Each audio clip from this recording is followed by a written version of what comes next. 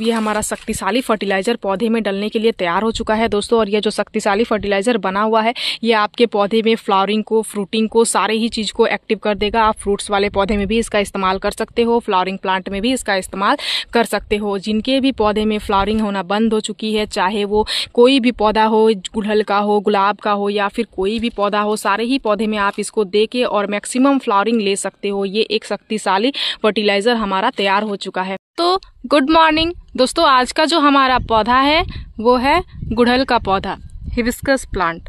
ये जो हिबिस्कस का पौधा होता है दोस्तों, ये गर्म जलवायु वाला पौधा होता है। और जैसे ही अभी कुछ दिनों पहले से बहुत ज्यादा कड़कती जो है दोस्तों वो ठंडी हो रही थी, बहुत ज्यादा पाला वगैरह, कुहासा वगैरह गिर रहे थे। इस टाइम पे बहुत सारे लोगों के गुड़हल के पौधे में फ्लावरिंग बंद हो गई है या और पौधे में कलियां नहीं बन रही है, साथ ही पौधे में किसी भी तरह की नई ग्रोथ नहीं आ रही है। पौधे की जो पत्तियां हैं वो भी पीली पीली होके गिरने लग रही है। तो मेरे पास बहुत सारी ऐसी क्वेरीज आने लगी थी कि उनके गुड़हल के पौधे की पत्तियां पीली हो रही है, पौधे में फ्लावरिंग नहीं हो रही है, पौधे में किसी भी तरह की नई ग्रोथ नहीं आ रही है, क्या उनका गुड़हल का पौधा खराब हो जाएगा, उनके गुड़हल के पौधे में कोई भी पत्ती नहीं बची हुई है। तो आज के इस वीडियो में मैं आप सभी के लिए कुछ फर्टिलाइजर लेके आई हूं दोस्तों, और मैं कुछ कैट टिप्स आप सभी को आज बताऊंगी। अगर आप उन सारे चीजों पे ध्यान दोगे तो आपको आपके गुड़हल के पौधे से बिल्कुल मेरे पौधे की तरह बहुत ज्यादा मैक्सिमम फ्लावर्स मिलेंगी। तो नमस्ते दोस्तों, मैं हूं किरण और मैं स्वागत करती हूं आप सभी का हमारे इस यूट्यूब चैनल छोटी सी बगिया में। तो चलिए दोस्तों इस वीडियो को शुरू करते हैं। सबसे पहले आपको कुछ चीजें जानने होंगे दोस्तों, क्योंकि ये जो गुड़हल का पौधा होता है बेसिकली इसकी जो है वो आपको किसी भी तरह की प्रॉपर देखभाल की भी जरूरत नहीं होती, साथ ही आपको कोई भी मार्केट का फर्टिलाइजर इसमें देना नहीं होता है, लेकिन फिर भी आपको इस पौधे से बहुत ज्यादा मैक्सिमम फ्लावर्स मिलते हैं। लेकिन वो तभी मिल पाते हैं दोस्तों अगर आप समय समय पे इसकी जो भी चीजों की आवश्यकता होती है वो चीजें देते हो, साथ ही पौधे को हम समय समय पे जिन जिन केयर की आवश्यकता होती है वो करते हो। तो आपका गुड़हल का पौधा देसी हो चाहे हाइब्रिड हो, सारे ही पौधे में आपको भर भर के कलियां मिलेगी, भर भर के जो है दोस्तों आपको आपके पौधे से ग्रोथ भी मिलेगी। तो चलिए दोस्तों देरी नहीं करते हुए सबसे पहले पॉइंट बाय पॉइंट में आप सभी को कुछ चीजें बताऊंगी जो अभी आपको आपके पौधे में करना है। साथ ही आगे जो है मैं आप सभी को घर के ही बने हुए कुछ खाद भी बताऊंगी। तो बात करते हैं सबसे पहला पॉइंट की। सबसे पहला पॉइंट जो है दोस्तों वो यह है, आपको आपके इस पौधे को पूरा प्रॉपर धूप वाले जगह पे रखना होगा।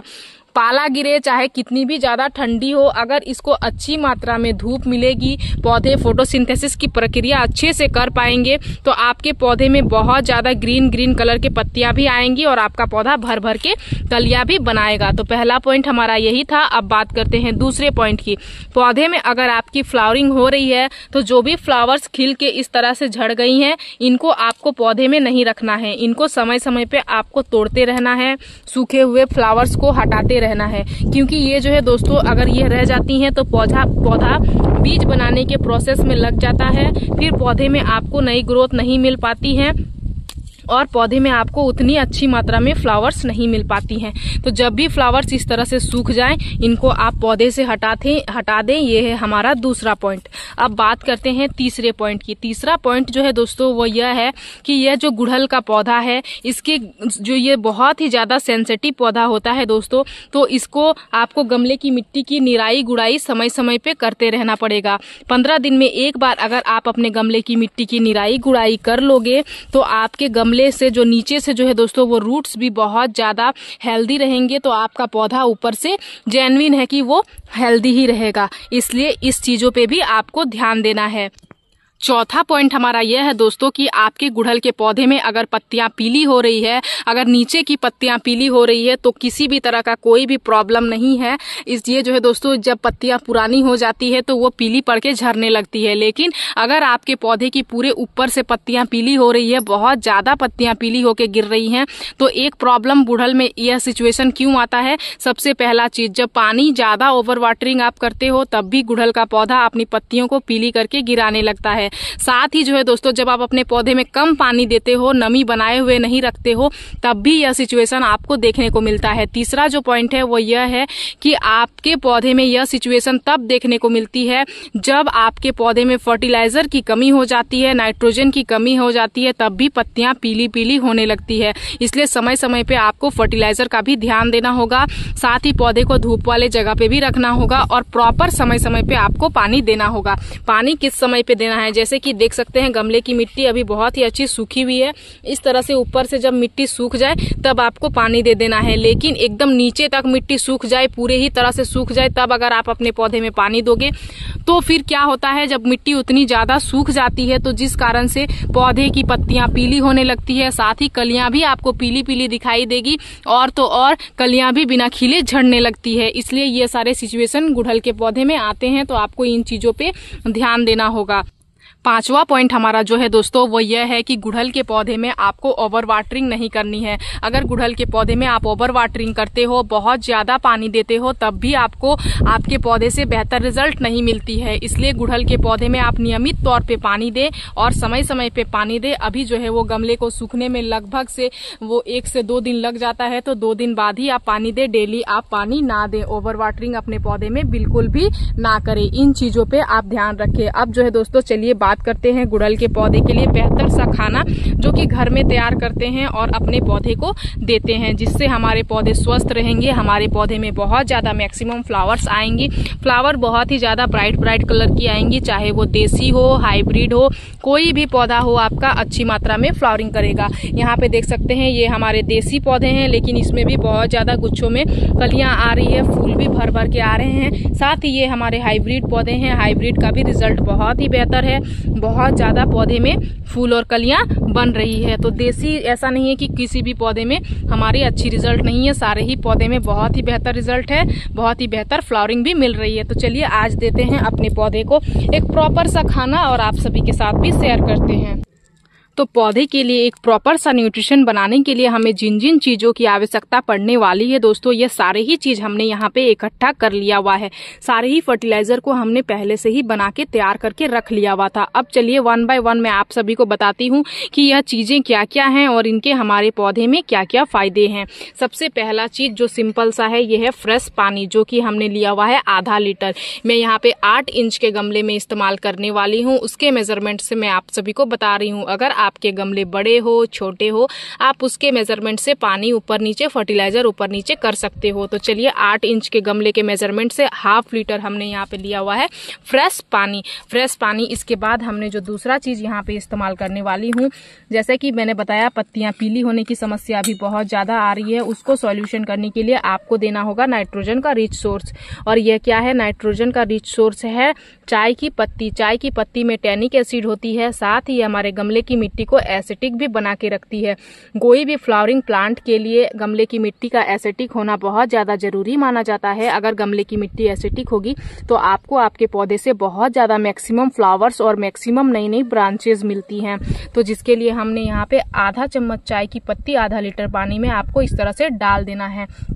साथ ही जब गमले, जैसे कि मैंने आप सभी को बताया, हिबिस्कस के पौधे में किसी भी तरह की फंगस वगैरह बहुत जल्दी लग जाती है, क्योंकि वो एक बहुत ही ज़्यादा सेंसिटिव पौधा होता है, जिसके लिए उसके जो है उन सारी चीज़ों की बचाव के लिए हमने यहाँ पे जो चीज़ लिया हुआ है ये है आधा चम्मच हल्दी पाउडर। इसमें बहुत सारे जो है वो इंसेक्टियल और फंगियल गुण पाए जाते हैं, जो कि हमारे किचन में बहुत ही आसानी से मिल जाता है। यह दोनों ही चीज़ को अगर आप महीने में एक बार अपने पौधे में डाल देते हो, आप सूखा भी डाल सकते हो या फिर लिक्विड बना के भी डाल सकते हो, आपके पौधे में आपको बहुत ही बेहतर रिजल्ट मिलेगी। दोनों ही चीज को आपको इस तरह से डालना है और डाल के इस तरह से घोल लेना है।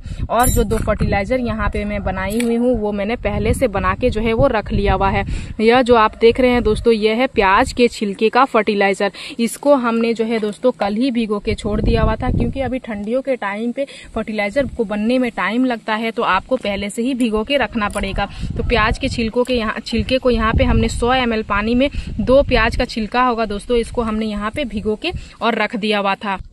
ये जो प्याज का छिलका होता है दोस्तों, ये हमारे किचन में एक किचन वेस्ट के तौर पे आपको मिल जाता है, लेकिन यह एक प्याज का छिलका बहुत ही शक्तिशाली, इसमें एंटीऑक्सीडेंट होते हैं। साथ ही जो है दोस्तों इसमें vitamin A, vitamin C, vitamin E पाई जाती है और ये हमारे पौधे के लिए बहुत ही बेहतरीन सा जो है दोस्तों जैविक खाद का काम करता है। अगर आप इसका इस्तेमाल अपने पौधे में कर लोगे तो आपको आपके पौधे में बहुत ही बेहतर रिजल्ट मिलेंगे।